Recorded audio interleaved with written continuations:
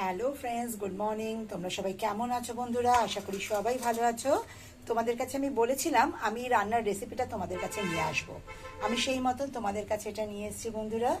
এটা একটা অত্যন্ত সাধারণ রান্না, সোয়াবিন দিয়ে ডিম দিয়ে আলু দিয়ে একটা তরকারি। কিন্তু তোমরা হয়তো ভাবতে পারো এটার মধ্যে এমন কি নতুনত্ব আছে। কিন্তু আমি যেরকমভাবে বানিয়েছি আমি চাইছি তোমরাও সেটা জানো আমি কিভাবে বানিয়েছি, আর তোমরাও এটাকে বানাও, বানিয়ে খেয়ে আমাকে অবশ্যই জানাও। তো যেটা আমি করেছি, সোয়াবিনটা যেমনভাবে সেদ্ধ করে নেয়, সেদ্ধ করে জল ফেলে দিয়ে ভালো করে চিপে নিয়েছি।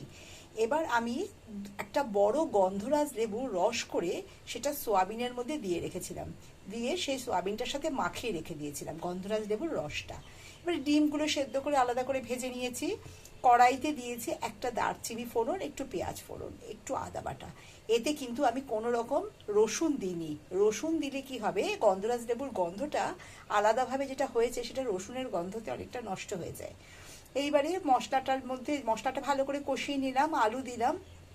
সমস্ত কিছু কষে গেলে তারপরে আমি সোয়াবিনটা দিলাম। আলুটা কিন্তু মোটামুটি সোয়াবিন একটুখানি ভাজার সময় যেন সেদ্ধ সেদ্ধ হয়ে যায়। তারপরে আমি সোয়াবিনটা দেব, দিয়ে আর বেশিক্ষণ কিন্তু কষাবো না। আমি ওর মধ্যে জল দিয়ে দেবো, সামান্য নুন দেবো, মিষ্টি দেবো। যেহেতু লেবুটা আছে বেশি কষানো যাবে না এটা তেলের সাথে। তোমরা দেখেছো আমি দেখিয়েছিলাম ঝোলটা ফুটছিল।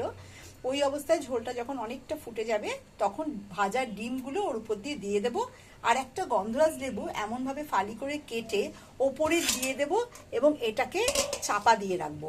তাতে কি হবে, গন্ধরাজ লেবুর রস দেওয়া সোয়াবিনটা আর এই গন্ধরাজ লেবুর যে একটা ভাপেতে থাকার জন্য গরম রান্না, একটা সুন্দর লেবুর রসের গন্ধ এর মধ্যে তৈরি হবে।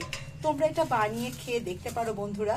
এটা গরম ভাতের সাথে যেমন ভালো লাগবে, রুটির সাথেও খুব ভালো লাগবে। তোমরা আমাকে জানিও কেমন লাগলো তোমাদের এই রেসিপিটা। তোমরা সবাই ভালো থেকো, সুস্থ থেকো।